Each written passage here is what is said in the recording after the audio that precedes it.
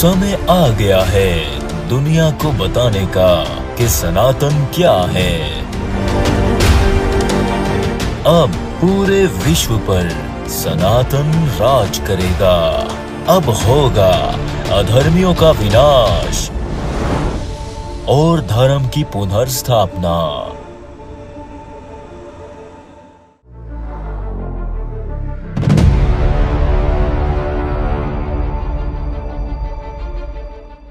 सत्संग की पिछली बैठक में हमने आपसे कुछ प्रश्न किए थे।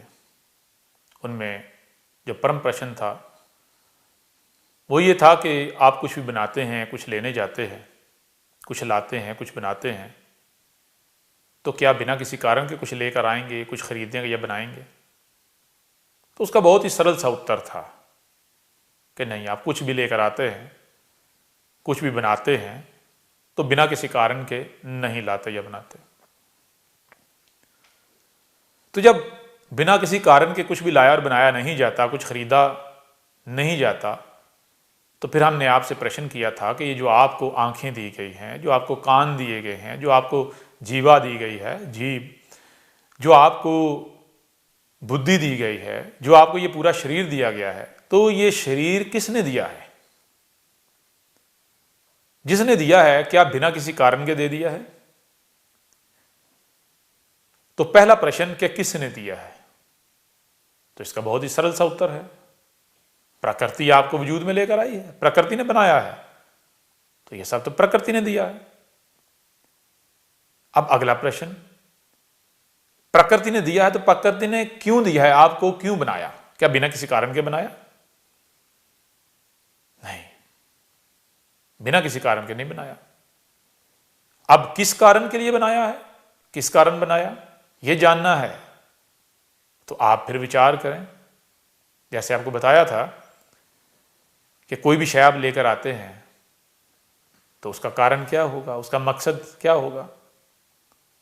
जैसे भोजन है तो भोजन किस कारण के लिए होता है? भूख मिटाने के लिए। ऐसे ही प्रकृति ने आपको यह सब दिया है तो क्यों दिया है? इसलिए दिया है, जब आंखों को आप देखें, आंखों में विचार करें, तो आंखें क्या करती? आंखें देखती हैं, आपको कुछ दिखाती हैं। प्रकृति ने आपको आंखें दी हैं तो क्यों दी हैं? इसलिए दी हैं ताकि आप इन आंखों से देखो, और केवल देखना है नहीं। फिर कान दिए हैं तो क्यों दिए हैं? कान में सुनने की क्षमता है, तो कारण तो वाज़ेह हो गया, क्लियर हो गया कि कान दिए हैं सुनने के लिए। प्रकृति ने आपको आंखें दी, कान दिए, क्यों दिए? सुनने और देखने के लिए। बुद्धि दी, क्यों दी? बुद्धि से क्या होता है? जैसे भोजन भूख मिटाता है, इसी तरह बुद्धि क्या करती है? बुद्धि जो आप सुनते और देखते हैं उसे समझती है, आपका ब्रेन उसे समझता है। अब प्रकृति ने आपको सुनने, देखने और समझने की क्षमताएं दी हैं। क्यों? क्या सिर्फ यही दिया है? नहीं। फिर आपके सामने प्रकृति है, ये ब्रह्मांड है। क्यों है? इसलिए है कि आप इसे सुनो, इसे देखो। मतलब यह कि जो आपको दिखाई दे रहा है, जो आपको दिख रहा है, जो आपको सुनाई दे रहा है, केवल सुनना और देखना नहीं, केवल सुनना और देखना नहीं, बुद्धि का उपयोग करना है, इसे समझना है। जब आप जो दिख रहे हैं और जो आपको सुनाई दे रहा है, जब बुद्धि का उपयोग करेंगे, इसे समझेंगे, तो आपके क्या सामने आएगा? आपके सामने आएगा कि ये जो प्रकृति है, ये ब्रह्मांड है, ये एक ही तन है, सनातन। जब पीछे से पीछे जाएंगे, रीजनिंग करेंगे, तो आपके सामने आएगा ये एक ही तन है। और ये एक ही तन कैसे बनता है? ये एक ही तन बनता है जैसे कि आपका शरीर है। आपका शरीर अनेकों जो अंग हैं उनसे मिलकर बनता है, बहुत सारे अंग हैं, परंतु जब ये सारे के सारे अंग, सभी अंग हम का प्रचार करते हैं, हम बनते हैं, हर अंग जो है वो बाकी सब के लिए जीता है, शरीर के लिए जीता है, तो ये है हम, तो ये एक शरीर बनता है, एक तन बनता है। ऐसे ही ये जो ब्रह्मांड है, ये प्रकृति है, इसमें इसके जितने भी अंग हैं ये एक दूसरे के साथ कनेक्टेड हैं, लिंक्ड हैं। तो जब ये एक दूसरे का लिंक्ड हैं, कनेक्टेड हैं, तो क्या बनता है? एक ही तन, एक ही वजूद, जिसे आप ईश्वर कहते हैं, गॉड कहते हैं, भगवान कहते हैं। सनातन क्या है? धर्म है। धर्म का मतलब? धर्म का मतलब ये है, धर्म का मीनिंग ये है कि आपका जो मकसद है, आपको जो यहां प्रकृति में लाए जाने का कारण है, वो कारण क्या है? वो कारण यह है कि आपने प्रकृति के मुताबिक चलना है। आप प्रकृति का एक अंग हो।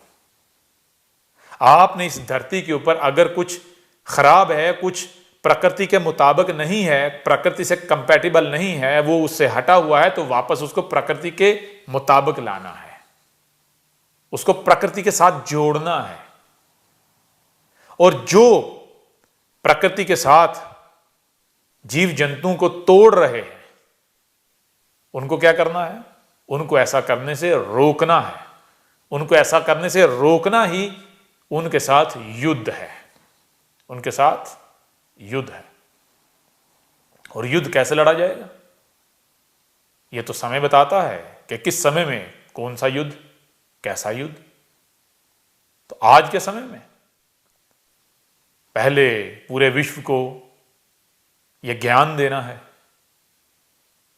इस धरतीवासियों को, पूरे धरतीवासियों को यह ज्ञान देना, यह बताना है कि ये जो प्रकृति है इसके साथ दुश्मनी नहीं करनी, इसके साथ युद्ध नहीं करना, अहंकार नहीं बनना, हम का प्रचार करना है। पिछली बैठक में इस पर हमारी बात हुई थी। अब हम बात करेंगे, हमने आपको यह भी बताया था कि देखें, आपने खाना है, आपने पीना है, तो किसके लिए? अपने लिए नहीं, दूसरों के लिए। दूसरों किसके लिए?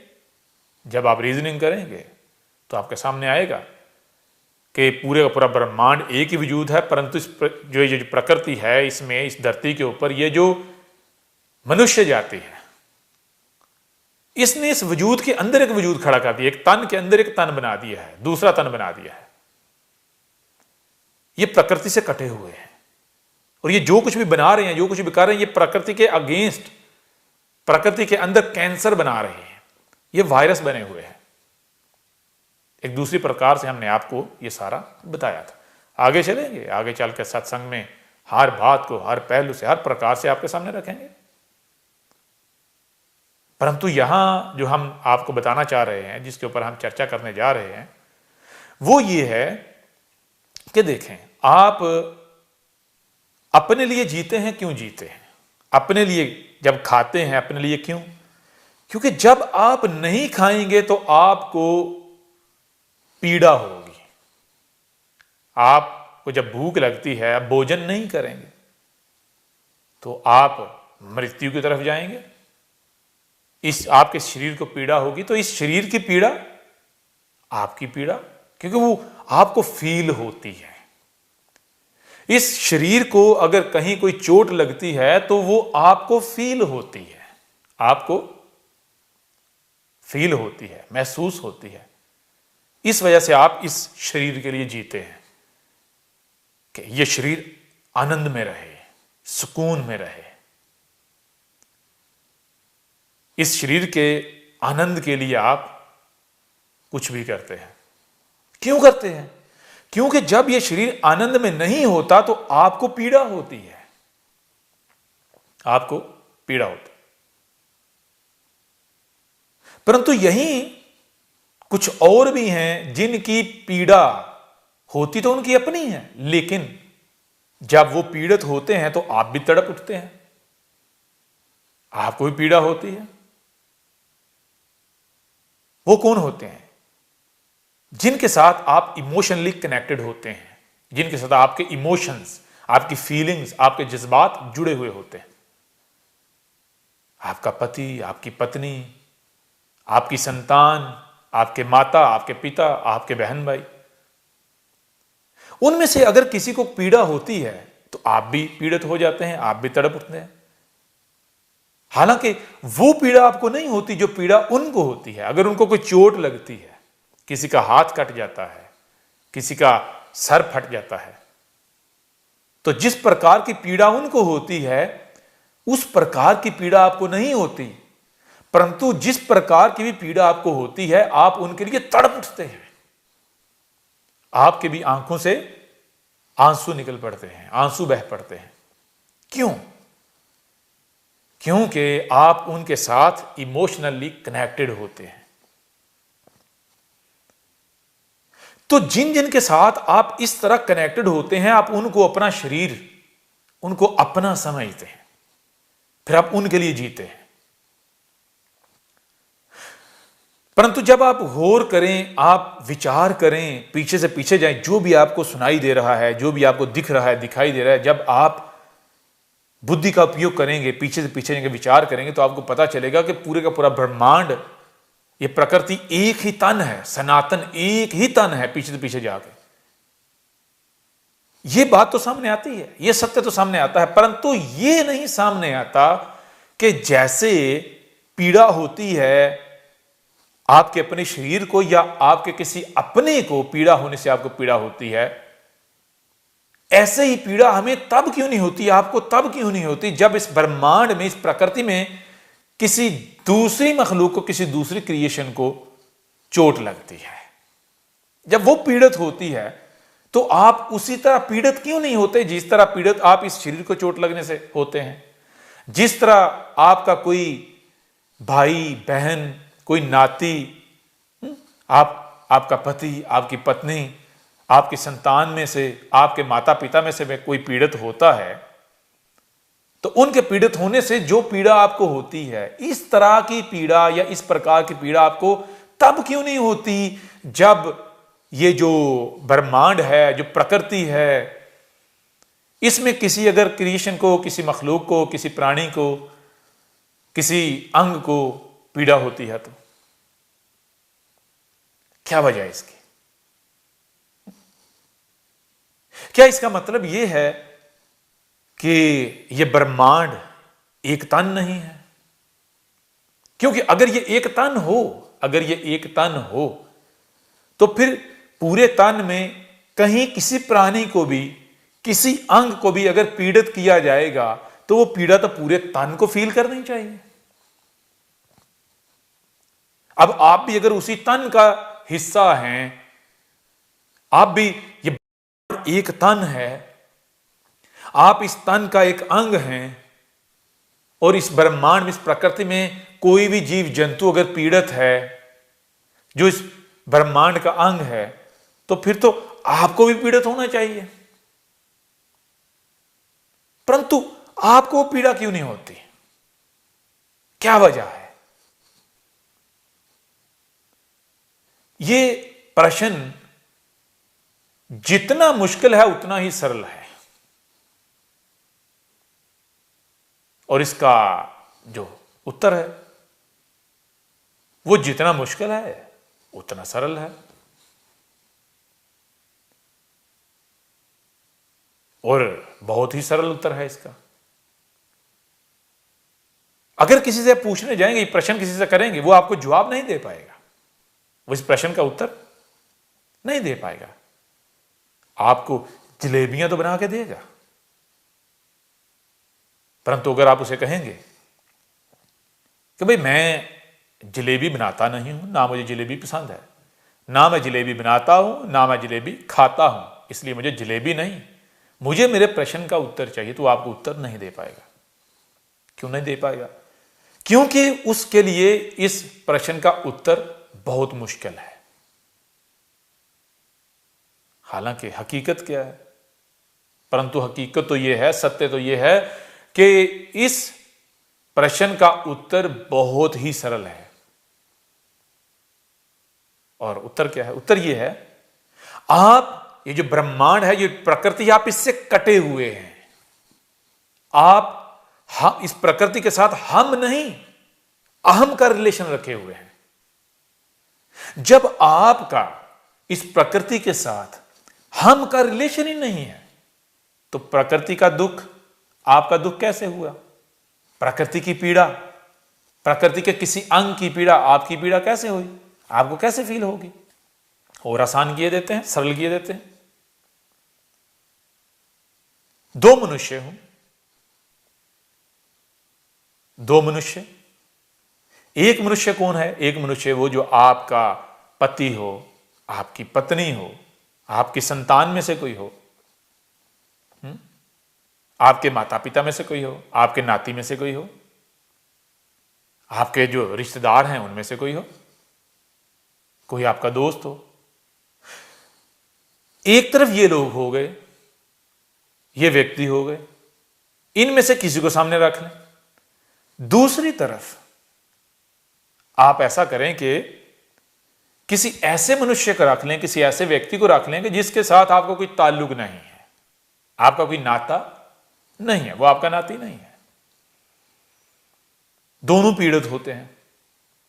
तो किसकी पीड़ा आपकी पीड़ा होगी, किसकी पीड़ा आपकी पीड़ा होगी, किसकी पीड़ा आपको महसूस होगी, किसकी पीड़ा से आप भी पीड़ित हो जाएंगे, किसकी पीड़ा से आप पीड़ित होंगे और आप बेचैन हो जाएंगे, आपका चैन लुट जाएगा, आपका आनंद खत्म हो जाएगा। विचार करें, बहुत सरल है। जो आपका अपना है उसकी पीड़ा आपको फील होगी, जो आपका अपना नहीं है उसकी पीड़ा आपको फील नहीं होगी। और आप रोज देखते हैं, हर दिन देखते हैं, रोड पर एक्सीडेंट होते हैं, तो जिसका एक्सीडेंट होता है, जो मारा जाता है, जिसको चोट आती है, उसका जो अपना होता है वो तो रो रहा होता है पीड़ा से, परंतु जो दूसरा होता है, जिसका उसके साथ कोई ताल्लुक, कोई रिलेशन नहीं होता, कोई लिंक नहीं होता, वो वीडियो बना रहा होता है, वो देखकर आनंद ले रहा होता है, वो ऐसे ही देख रहा होता है जैसे कोई फिल्म देखी जा रही होती है, जैसे फिल्म देखता है, कोई ड्रामा देखता है, उसके लिए वो मनोरंजन होता है। तो ऐसा क्यों? एक के साथ आप इस तरह कनेक्टेड हो कि उसकी पीड़ा आपकी पीड़ा, दूसरा उसकी पीड़ा आपकी पीड़ा है ही नहीं, आपको कोई फर्क नहीं पड़ता। क्या वजह है? जैसे इनके साथ आपका कनेक्शन है, जो आपके अपने हैं, जब ऐसा कनेक्शन, ऐसा रिलेशन आपका हर किसी के साथ हो जाएगा, प्रकृति के साथ हो जाएगा, पूरे ब्रह्मांड के साथ हो जाएगा, तो इस ब्रह्मांड में कहीं पर भी, इस ब्रह्मांड की, इस प्रकृति के किसी भी अंग को कोई तकलीफ होगी तो आप उसी तरह फील करोगे, उसी तरह आप पीड़ा से कराह उठोगे, आप पीड़ित होगे। जैसे आपका यह शरीर जब पीड़ित होता है तो आपको पीड़ा होती है, या फिर आपका कोई अपना पीड़ित होता है तो आपको पीड़ा फील होती है, आप पीड़ित होते हैं। तो जब आपका अपना कोई पीड़ित होता है, जब आप उसी पीड़ा में देखते हैं, तो क्या आप हाथ पर हाथ रख के बैठ जाते हैं? आपका अपना किसी समस्या का शिकार होता है तो आप उसे देखते रहते हैं, आनंद लेते हैं, या फिर आप उसकी समस्या का समाधान करने की कोशिश करते हैं? जरा विचार करें। तो जब आप ये जो ब्रह्मांड है, ये जो प्रकृति है, इसके साथ ऐसे कनेक्ट हो जाएंगे कि इस ब्रह्मांड, इस प्रकृति में से कहीं पर भी किसी भी अंग को पीड़ित किया जाएगा, वो पीड़ित होगा, तो उसकी जो पीड़ा है वो आपको फील होगी। जब आप ऐसे कनेक्ट हो जाएंगे, कैसे? जैसे आप कनेक्ट हैं अपने इस शरीर से और अपने रिश्तेदारों से, अपने जो आपके रिश्ते नाते हैं, आपके जो प्रिय हैं, जब ऐसे ही आप कनेक्ट हो जाएंगे पूरे विश्व के साथ, पूरे ब्रह्मांड के साथ, प्रकृति के साथ, सभी लोगों के साथ, तो हर लोक में कहीं पर भी, कहीं भी कोई पीड़ित होगा तो आप पीड़ित हो जाएंगे। और जब आप पीड़ित होंगे तो आप खामोश होकर नहीं बैठेंगे, आप चुप होकर नहीं बैठेंगे। फिर आपके पास जो भी होगा, जो आप कर सकेंगे उसकी पीड़ा दूर करने के लिए आप वो करेंगे। आपके पास धन होगा, आप उसकी पीड़ा दूर करने के लिए धन का इस्तेमाल करेंगे। आपके पास ताकत होगी, आप उस ताकत का इस्तेमाल करेंगे। आपके पास बुद्धि होगी, आप बुद्धि का इस्तेमाल उपयोग करेंगे। आपके पास जीवा होगी, आप जीवा से क्या करेंगे, उसकी पीड़ा दूर करने की कोशिश करेंगे। जैसे किसी का कोई अपना जब पीड़ित होता है, वो खुद कुछ नहीं कर पा रहा होता, तो वो क्या करता है, वो मदद के लिए, हेल्प के लिए शोर मचाता है। वो उस समय उसकी जुबान बन जाता है। ऐसे ही जब आप प्रकृति के साथ इस तरह जुड़ जाओगे, लिंक हो जाओगे, इस ब्रह्मांड के साथ इस तरह जुड़ जाओगे, लिंक हो जाओगे, तो फिर क्या हो जाएगा, फिर पूरे ब्रह्मांड में कहीं पर भी किसी जीव को, किसी जंतु को, किसी क्रिएशन को, इस पूरे ब्रह्मांड, इस प्रकृति के किसी भी अंग को किसी भी प्रकार की पीड़ा का सामना करना पड़ता है, तो ना केवल आप उसे महसूस करोगे, आप पीड़ित हो जाओगे,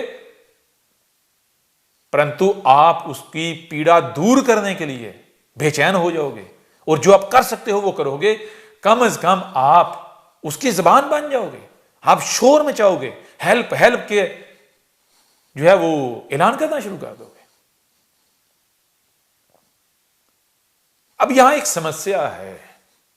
वो समस्या यह है कि इस ब्रह्मांड के साथ, इस प्रकृति के साथ ऐसे किस तरह जुड़ा जाए, कैसे रिलेशन बनाया जाए कि इस प्रकृति में किसी को भी अगर पीड़ा होती है तो उसकी पीड़ा ऐसे ही फील हो, ऐसे ही महसूस हो, ऐसे ही हम पीड़ित हो जाएं जैसे किसी अपने के पीड़ित होने पर पीड़ित होते हैं, या किसी अपने की पीड़ा फील होती है, या जैसे इस शरीर की पीड़ा हमें फील होती है।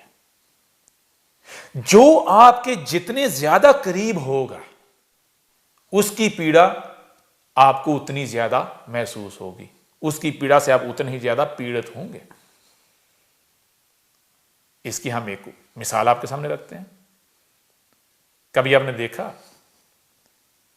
कि जो माता पिता होते हैं,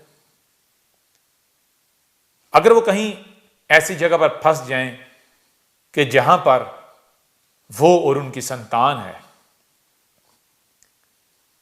संतान को बचाने के लिए उन्हें खुद मौत को गले लगाना पड़े, तो वो क्या करते हैं, खुद उनको पीड़ित होना पड़े, इस शरीर को पीड़ित करना पड़े, तो वो क्या करते हैं, वो संतान को बचाते हैं या नहीं? वो अपनी पीड़ा को बड़ी पीड़ा समझते हैं या अपनी संतान की पीड़ा को? वो इस शरीर की पीड़ा को बड़ा समझते हैं या फिर वो अपनी संतान की पीड़ा को? तो उस समय इस शरीर की पीड़ा से अपनी संतान की पीड़ा बड़ी हो जाती है। क्यों? क्योंकि माता पिता को संतान अपने शरीर से ज्यादा प्रिय होती है। माता पिता जो हैं, उनके साथ उनकी जो संतान होती है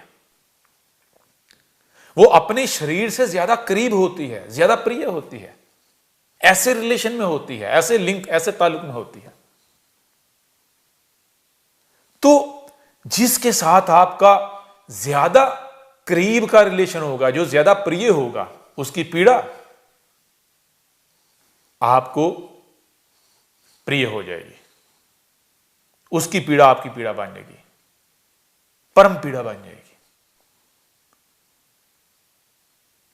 अब आपने इस ब्रह्मांड के साथ ऐसे जुड़ना है, ऐसे ताल्लुक, ऐसा रिलेशन कायम करना है, ऐसा रिलेशनशिप बनाना है कि इस ब्रह्मांड में, इस प्रकृति में कहीं पर भी किसी को भी अगर पीड़ा का सामना है तो उसकी पीड़ा उससे बढ़कर आपको फील हो और आप फिर अपने लिए नहीं, उसके लिए जियो।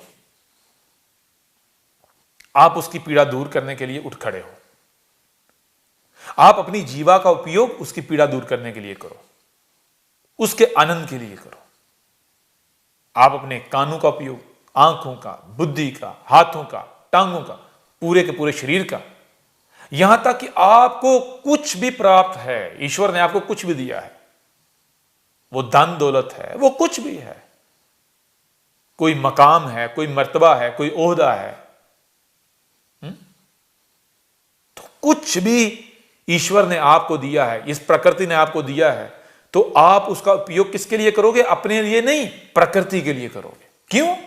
क्योंकि आप वो करने पर मजबूर हो जाओगे। अब यहां समस्या क्या है? यहां समस्या यह है कि क्या हमें जबान से यह कहना पड़ेगा कि उनकी पीड़ा हमारी पीड़ा है? क्या ऐसा ऐलान करना पड़ेगा, ऐसा दावा करना पड़ेगा? अगर ऐसा है तो हम आपसे प्रश्न करते हैं कि क्या ऐसा करने से उनकी पीड़ा आपको उसी तरह फील होगी, उसी तरह आप पीड़ित होंगे जैसे आप इस अपने शरीर या किसी अपने प्रिय के पीड़ित होने पर पीड़ित हो जाते हैं? अगर हां तो ऐसा करना है, अगर नहीं तो फिर ऐसे नहीं। फिर वो करना है जिसके करने से आप प्रकृति के साथ ऐसे जुड़ जाएं कि प्रकृति की पीड़ा बिल्कुल उसी तरह आपकी पीड़ा बन जाए जैसे आपके शरीर की पीड़ा आपकी पीड़ा है, आपके अपने किसी प्रिय की पीड़ा आपकी पीड़ा है। ऐसा कैसे होगा? हम बड़ा सिंपल और आज के समय के मुताबिक जो है आपको बताते हैं, बहुत सरल तरीके से। आज आप देखते हैं कि आप अपने मोबाइल पर टिक टिक टिक एक नंबर डायल करते हैं, तो इस दुनिया में, इस धरती पर, किसी दूसरी जगह पर हजारों किलोमीटर दूर कोई दूसरा मनुष्य है, उसके मोबाइल के ऊपर बेल बजना शुरू हो जाती है। ऐसा होता ही नहीं होता। अब कभी आपने विचार किया कि दोनों मोबाइल आपस में कैसे कनेक्ट हैं? बीच में कोई वायर आपको नजर आती है, केबल? नहीं। कैसे आपस में कनेक्टेड हैं या नहीं? ऐसे ही जो पुलिस वाले हैं, जरा विचार करें कि जब वो वायरलेस करते हैं तो पूरा जो उनका वायरलेस सिस्टम है आपस में कैसे कनेक्टेड होता है?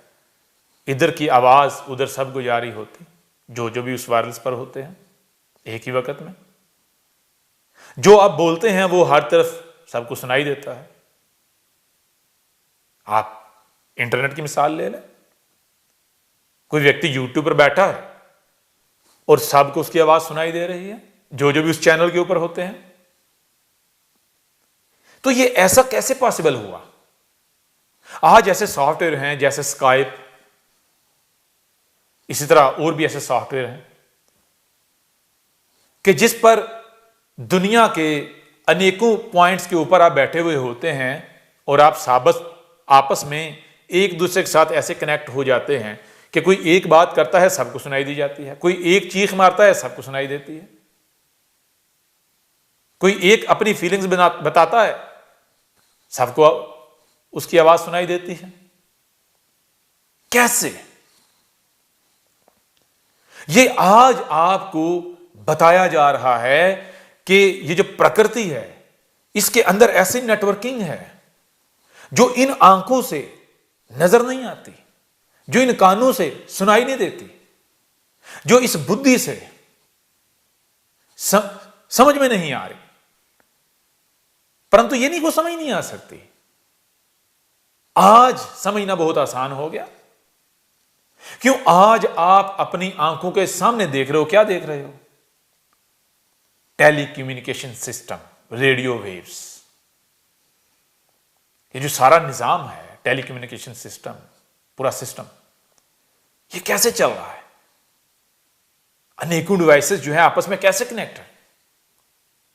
बीच में क्या है? ऐसी फोर्स है या नहीं है?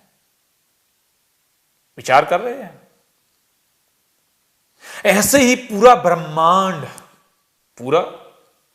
ब्रह्मांड आपस में इंटरकनेक्टेड है। पूरे का पूरा ब्रह्मांड आपस में इंटरकनेक्टेड है। और आप उन्हें भगवानों के नाम से जानते हैं। भगवान कहते हैं, देवता कहते हैं। हम सत्संग की जो बैठकें हैं इनमें आगे चलकर बहुत आसान से सरल तरीके से आपको बताएंगे। परंतु यहां हमारा जो बताने का मकसद है वो ये है कि देखें, गौर करें, एक और प्रकार से आपके सामने रखते हैं। ज्ञान होता है तीन प्रकार का। एक प्रकार यह है कि आप कोई भी शय अपने सामने रख लें, एक खाने वाली शय रख लें, सेब रख लें, एप्पल, तो एक तो ज्ञान वो है जो बिल्कुल सामने है कि वो एप्पल, उसकी शेप क्या है, फिर उसका कलर क्या है, उसका साइज क्या है, वो किस काम आता है। एक ज्ञान हो गया ये। एक ज्ञान वो है जो उसके अंदर छुपा हुआ है, और जो उसके अंदर छुपा हुआ है वो है दो प्रकार का ज्ञान। एक जो उसके अंदर छुपा हुआ ज्ञान है वो ये है, एक प्रकार का ये है कि उसका अंदर जो कौन सा कलर है, उसके बीज, यानी जैसे जैसे आप उसे तोड़ते जाओगे, अंदर घुसते जाओगे, तो आपको ज्ञान मिलता जाएगा, ज्ञान प्राप्त होता जाएगा, उसके बारे में ज्ञान की प्राप्ति होती चली जाएगी। यह हो गया दो प्रकार का ज्ञान। आप कोई भी शय है, आपके सामने कोई दीवार है, तो दीवार के ऊपर जो लिखा हुआ है, दीवार जो सामने से, वो तो आपको नजर आ रही है, वो ज्ञान आपके सामने, परंतु वो कंप्लीट सभी ज्ञान नहीं है, कुल का कुल ज्ञान नहीं है, टोटल ज्ञान नहीं है। एक ज्ञान वो है जो वो जो पर्दा है, वो जो सामने नजर आ रहा है, वो पर्दा है, उस पर्दे के पीछे है, उस दीवार के अंदर क्या क्या है। यह होगा दूसरे प्रकार का। अब एक ज्ञान है तीसरी प्रकार का।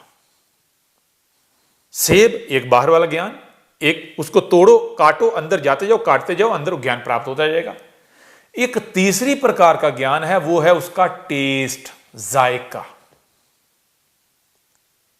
अब आप विचार करें, इन तीन प्रकार में से दो प्रकार का ज्ञान ऐसा है कि जो आप किसी को भी बता सकते हैं, परंतु जो तीसरी प्रकार का ज्ञान है वो इस विश्व में किसी भी प्रकार की कोई ऐसी भाषा नहीं है जिस भाषा में आप बता सकें।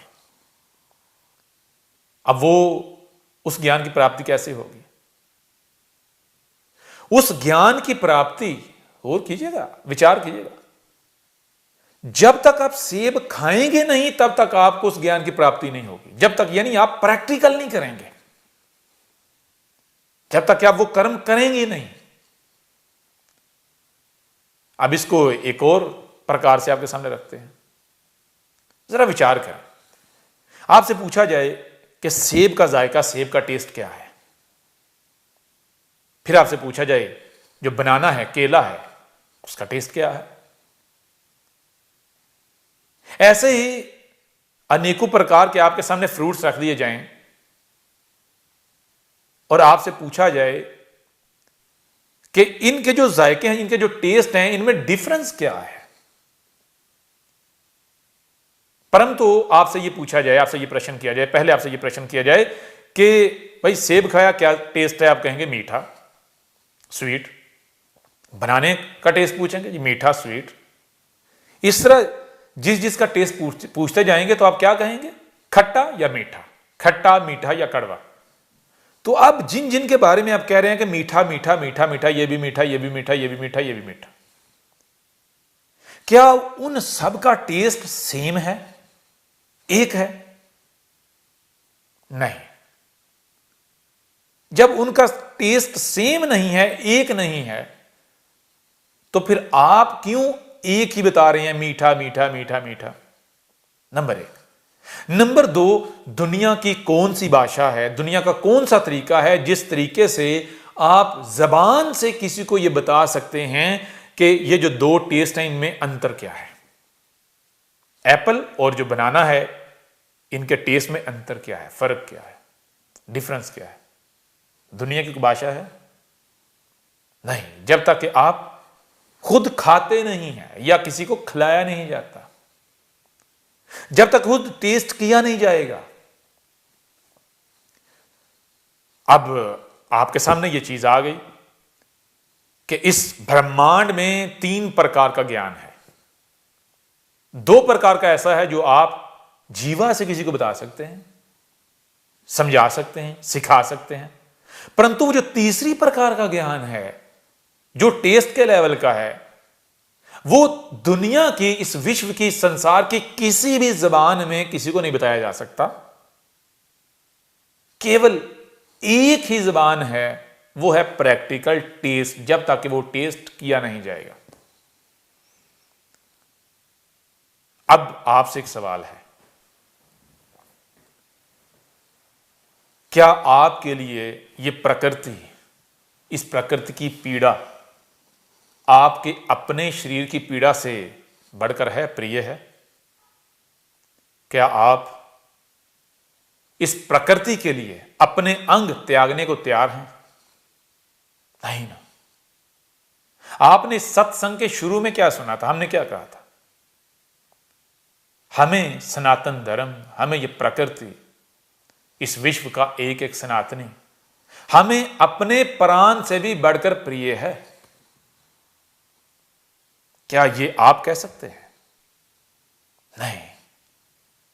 परंतु अगर यही प्रश्न आपके सामने आपकी संतान के हवाले से रखा जाए, जो आपको सबसे ज्यादा प्रिय है, उसके बारे में रखा जाए कि उसके लिए क्या आप अपने प्राण त्याग सकते हैं, तो क्या जवाब देंगे? क्या उत्तर देंगे? वहां आप कहेंगे हां, जो आपको आपके अपने प्राण से भी बढ़कर प्रिय है, वहां आप कहेंगे कि मैं इसके लिए अपने प्राण भी त्यागने को तैयार हूं, अगर त्यागने पड़े तो मैं त्याग सकता हूं, मृत्यु को भी गले लगाना पड़ा तो लगा सकता हूं। परंतु प्रकृति के लिए आप ऐसा नहीं कह सकते, नहीं कहते। तो अब आप विचार करें कि ये जो व्यक्ति, ये जो मनुष्य आपके सामने बैठा हुआ है, ये क्या कर रहा है? ये क्या कह रहा है? ये तो कह रहा है कि इस प्रकृति के लिए, इस ब्रह्मांड के लिए, सनातन धर्म के लिए, इस विश्व के हर सनातनी के लिए, एक एक सनातनी के लिए ये अपने प्राण तक त्याग सकता है, ये मृत्यु तक को गले लगा सकता है। क्यों? क्योंकि ये सब इसको अपने प्राण से भी बढ़कर प्रिय है। क्यों? उसकी वजह यह है कि ये जो बॉडी है, ये जो शरीर आपके सामने बैठा हुआ है, ये इस प्रकृति की जो तकलीफ है, जो इसका जो संकट है, इसकी जो समस्याएं हैं, इनकी जो पीड़ा है, इसको ऐसे ही पीड़ित करता है जैसे आप अपने शरीर या जो आपके अपने हैं उनकी पीड़ा को, अपनी पीड़ा महसूस करते हैं, उनकी पीड़ा से पीड़ित होते हैं। जानते हैं इसका कारण क्या है? इसका कारण यह है कि आपको हम, ये जो शरीर है, ये जो व्यक्ति है, जबान से बता रहा है कि इस शरीर के लिए इस तरह पीड़ित होना है, लेकिन इसने इस शरीर को कैसे बताया है? इस शरीर को जो इल्म, जो ज्ञान का वो जो तीसरा लेवल है, जो थर्ड लेवल है, उस लेवल पर ले जाकर बताया है। इसने अपने शरीर को क्या किया है? इसने अपने शरीर को उस लेवल पर रखा है। किस लेवल पर? जिस लेवल पर, यानी इस शरीर को टेस्ट करवाया है, इल्म का वो, ज्ञान का वो लेवल। जब इस शरीर ने जो ज्ञान का वो तीसरा लेवल है उसको प्रैक्टिकल किया है, उसको टेस्ट किया है, तो प्रकृति का जो अंग अंग है, अगर कहीं भी कोई किसी को पीड़ा होती है तो ये शरीर उसकी पीड़ा से पीड़ित हो जाता है, ये उसे फील करना शुरू हो जाता है। पूरा ब्रह्मांड इस शरीर के साथ बतिया रहा है, अपनी समस्याएं बता रहा है। कौन सी समस्याएं? वो समस्याएं, वो संकटें, जो समस्याएं इस मनुष्य जाति की वजह से, इन धरती वासियों की वजह से इस ब्रह्मांड को लाहक हैं, जो इन धरती वासियों की वजह से, जो इस मनुष्य जाति की वजह से इस ब्रह्मांड को लाहक हैं। तो ब्रह्मांड इस शरीर से कम्युनिकेट करता है, इस शरीर को बता रहा है। कैसे? क्योंकि ये शरीर ब्रह्मांड के साथ इस तरह लिंक्ड है। अब ब्रह्मांड इस शरीर के जरिए क्या कर रहा है? ब्रह्मांड ने इस शरीर को इस धरती पर अपनी जबान बना लिया, अपनी जीवा बना लिया। अब ब्रह्मांड, ये प्रकृति इस शरीर की सूरत में बता रही है, आपको अपनी समस्या बता रही है। कैसे? ये कैसे मुमकिन हुआ? कैसे पॉसिबल हुआ? ये हुआ जो ज्ञान का जो थर्ड लेवल है, तीसरा लेवल, थर्ड, उसको क्या किया? इस शरीर ने प्रैक्टिकल किया, टेस्ट किया। अब जब तक आप उसे टेस्ट नहीं करेंगे, वो ज्ञान प्राप्त नहीं करेंगे, आपका शरीर वो ज्ञान प्राप्त नहीं करेगा।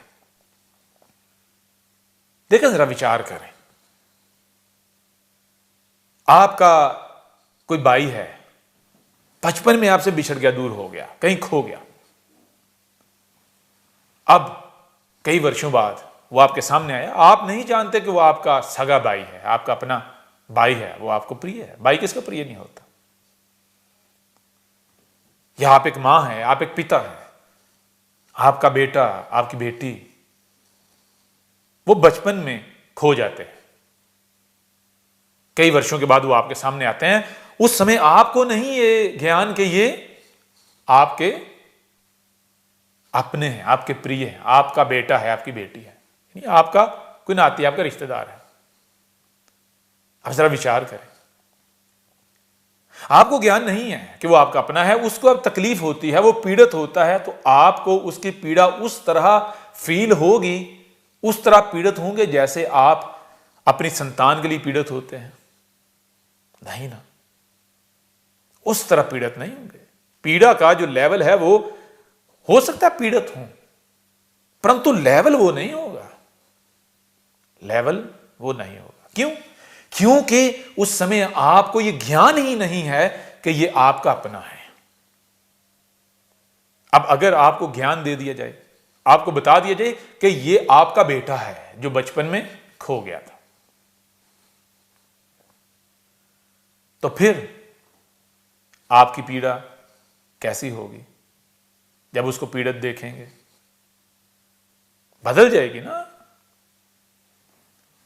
यानी जब आपको यह ज्ञान हासिल हो जाता है, यह ज्ञान प्राप्त हो जाता है कि यह आपका अपना शरीर है, यह आपका अपना है, यह आपका प्रिय है, तो फिर उसकी पीड़ा को आप ऐसे ही फील करना शुरू हो जाते हो, ऐसे ही महसूस करना शुरू हो जाते हो जैसे आप अपने शरीर की पीड़ा। परंतु इससे भी बढ़कर अपने शरीर की पीड़ा से भी उसकी पीड़ा प्रिय हो जाती है। तो अब जबान से, जीवा से तो बता दिया गया कि यह पूरा ब्रह्मांड ये आपका शरीर है, यह प्रकृति आपका शरीर है, आप इसी प्रकृति का एक अंग हो।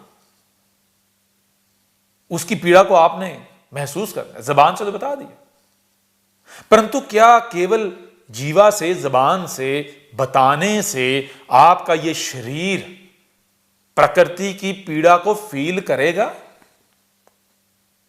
नहीं फील करेगा। क्यों फील नहीं करेगा? क्योंकि इस शरीर को केवल जबान से नहीं बताना, जबान से तो ब्रेन को बता दिया, बुद्धि को बता दिया। अब वो ज्ञान इस शरीर को भी देना है कि ये शरीर पूरे का पूरा शरीर क्या करे? प्रकृति के अंग अंग की पीड़ा को अपनी पीड़ा फील करे, महसूस करे, प्रकृति के अंग अंग की पीड़ा से पीड़ित हो जाए।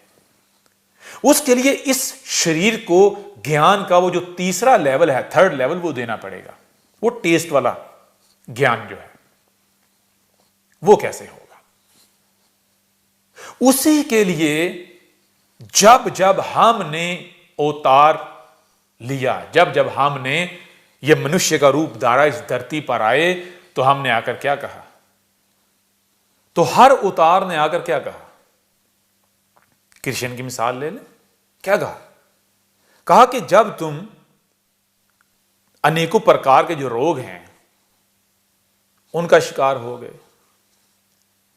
जब तुम अनेकों प्रकार की समस्याओं का शिकार हो गए, तुम्हें अनेकों प्रकार की समस्याओं ने घेर लिया, जो संकट हैं उन्होंने घेर लिया,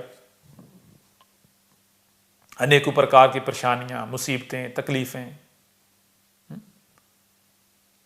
अनेकों प्रकार की जो पीड़ा है, जब उनसे तुम पीड़ित हो गए, जब तुम्हारे जीवन में आनंद ना रहा, तो तब तुमने हमें पुकारा ना, तब हमें पुकारना शुरू किया।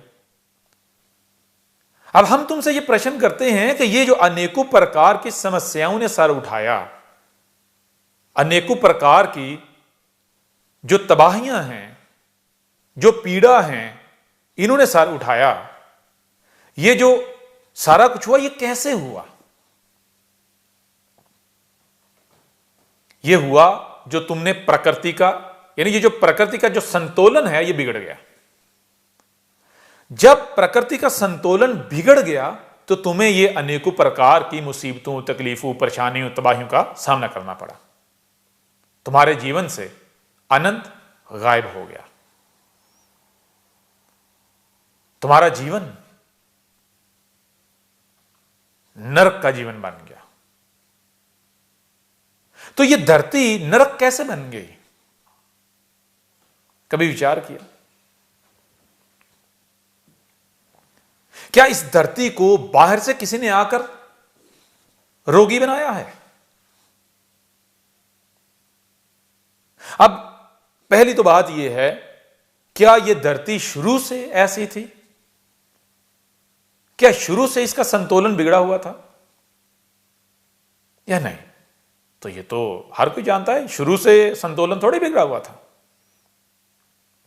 जब आप पीछे से पीछे जाते हैं तो पता चलता है, जैसे आज कई प्रकार के ऐसे रोग हैं कि जो थोड़ा सा पीछे जाए वो नहीं थे, कहां से आ गए? ऐसे ही जिस चीज को आप खराबी कहते हैं, फॉल्ट कहते हैं, जब आप विचार करेंगे, पीछे से पीछे जाएंगे, आपको पता चलेगा कि फलां फॉल्ट जो है, फलां जो रोग है, वो इतने अरसे पहले आया है, इतने समय पहले आया, उससे पहले उसकी एग्जिस्टेंस नहीं थी। तो ये इनकी एग्जिस्टेंस कैसे हो गई? ये कैसे एग्जिस्ट किए?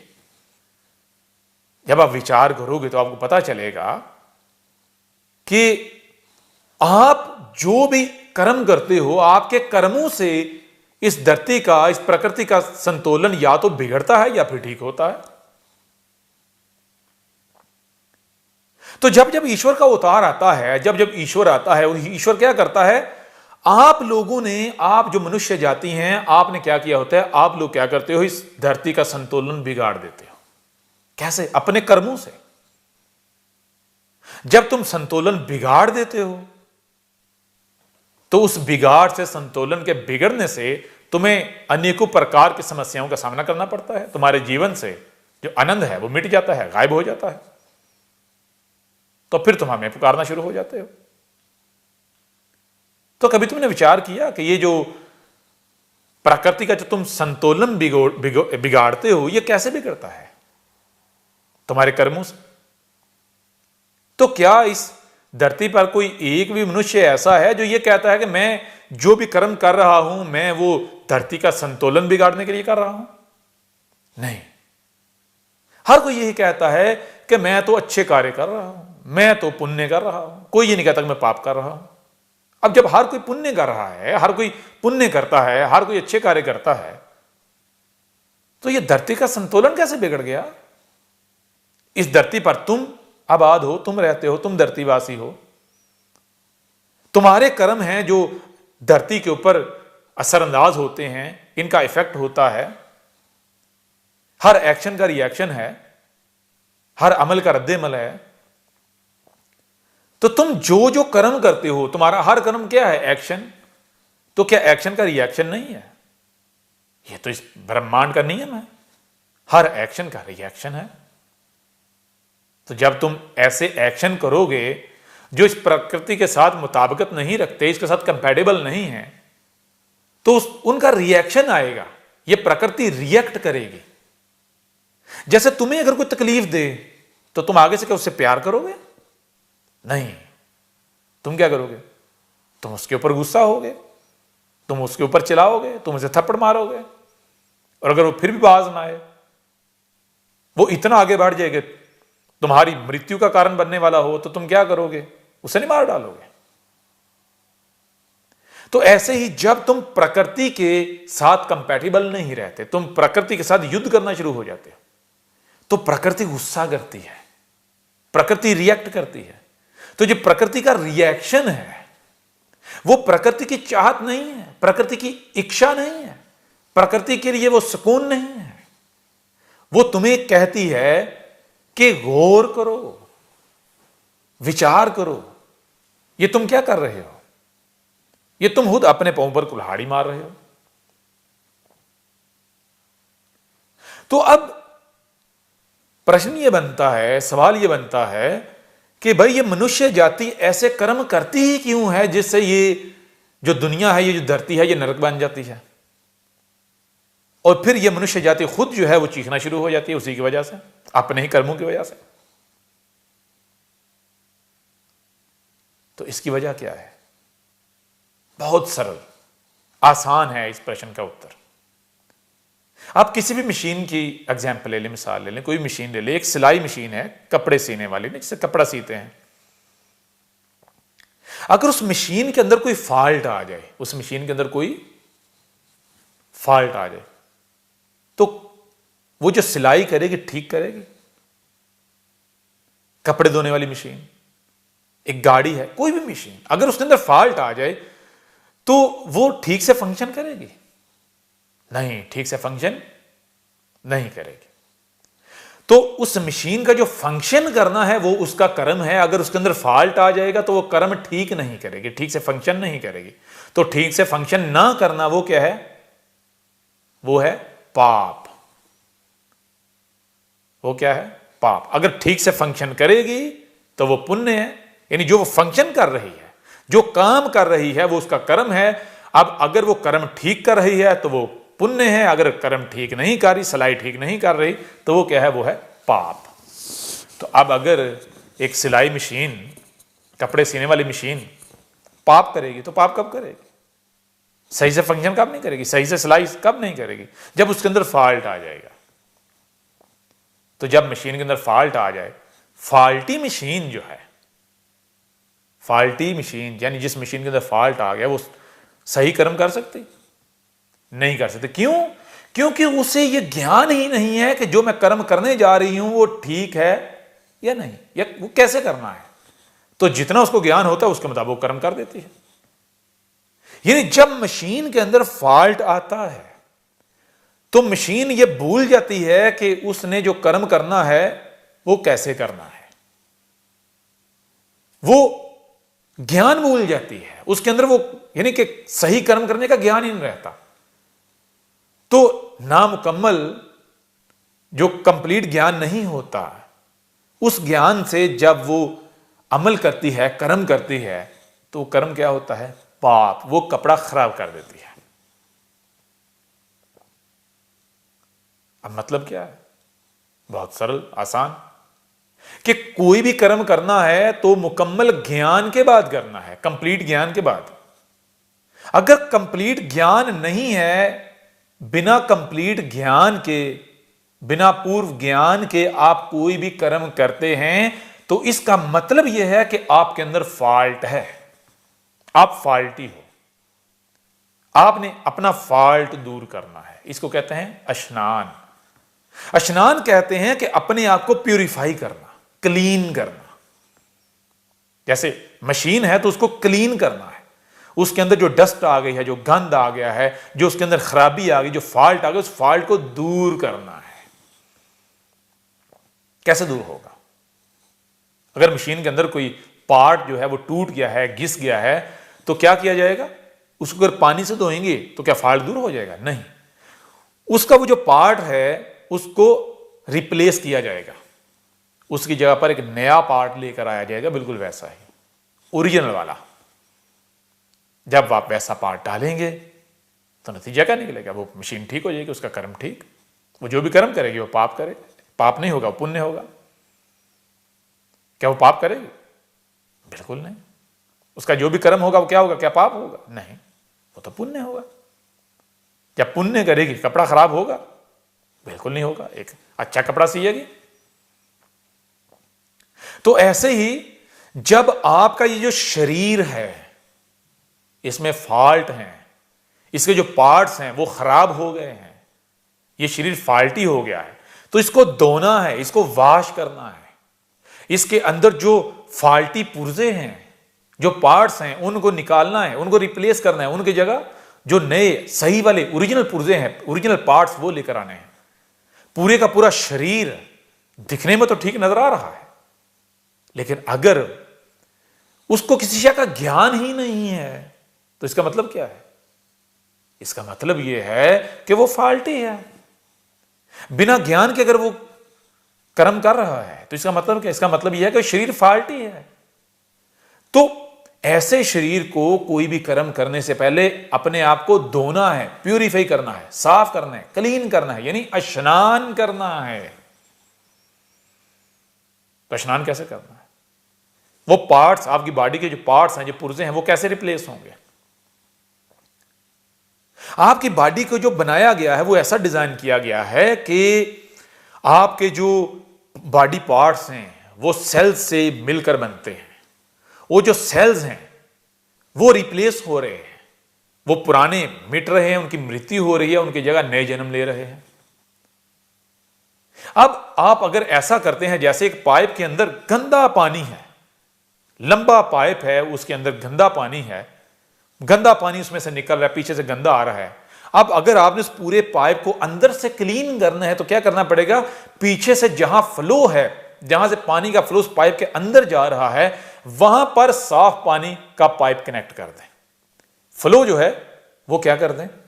साफ पानी का स्टार्ट कर दें। जब क्लीन पानी का, जब जल जो है वो क्लीन हो, जल को आप कनेक्ट कर देंगे तो जब जल गुजरता जाएगा तो क्या होगा? वो जो गंदा पानी है अंदर से वो निकलता जाएगा और जो साफ है, जो गंगा जल है वो अंदर आता जाएगा।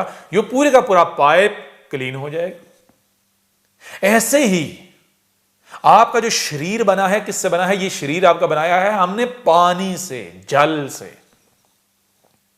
आपका शरीर हमने बनाया है जल से, और सिर्फ जल से नहीं, ये जो जमीन के एलिमेंट्स हैं, एलिमेंट्स ऑफ अर्थ, इनसे, और फिर सूर्य जो है उससे एनर्जी लेके, सूर्य से एनर्जी, जल और जो जमीन के, जो अर्थ के, जो धरती के जो एलिमेंट्स हैं, जब हम इन तीनों को प्रोसेस करते हैं तो क्या होता है? उससे भोजन जो है आपके लिए वो वजूद में आता है। जब आप ऐसा भोजन खाओगे जिस भोजन को किसी मनुष्य ने नहीं बनाया, जिस भोजन को प्रकृति ने बनाया है, यानी पहले आप देखो, ये देखो ना कि आपको किसने बनाया है? आपको किसी इंसान ने, किसी मनुष्य ने बनाया है? जिसने आपको बनाया है, अगर आप उसके अपने आप को उसके हवाले कर दो तो वो आपको क्लीन कर देगा, वो आपको पहले जैसा बना देगा, आपको साफ कर देगा। तो जब आप अपने को प्रकृति के साथ जोड़ेंगे, जो प्रकृति देती है, जब आप वो खाएंगे, जब आप वो खाएंगे, और वो कौन सा? गंगा जल। गंगा जल मतलब जो वो ऊपर चट्टानों में, शिवलिंग जो है उनके ऊपर जब बर्फ पड़ती है, वो बर्फ पिघलती है, पानी नीचे आता है, वो पानी जब जमीन के अंग अंग में जाता है, उस पानी से जो रिज़्क, जो भोजन वजूद में आता है, कौन सा? ऊपर वाला, ऊंचा, उच्च भोजन, जो फल हैं, जो फ्रूट्स हैं। जब आप उच्च भोजन जो है, जो फ्रूट्स हैं, जब आप वो खाओगे, अपने इस शरीर में उसको डालोगे, उसका फ्लो स्टार्ट करोगे, तो आपका नया शरीर बनना शुरू हो जाएगा, नए सेल बनना शुरू हो जाएंगे, और पुराने सेल, जो पुरानी बॉडी है, वो खत्म होना शुरू हो जाएगी। ऐसे जैसे नया पानी आपकी बॉडी के अंदर जा रहा है। तो जब आप कुछ समय ये करोगे तो आपकी पूरी बॉडी ना केवल क्लीन हो जाएगी, वो गंगा जल से वॉश हो जाएगी, अंदर और बाहर से स्नान हो जाएगा, वो प्यूरिफाई हो जाएगी, परंतु उसके बाद आपकी बॉडी कहेगी कि मुझे फ्रूट्स ही चाहिए, मुझे गंगा जल ही चाहिए। गंगा जल किस रूप में? उन फ्रूट्स के रूप में। बात की समझ आ रही? विचार कर रहे हैं? समय आ गया है दुनिया को बताने का कि सनातन क्या है। अब पूरे विश्व पर सनातन राज करेगा। अब होगा अधर्मियों का विनाश और धर्म की पुनर्स्थापना।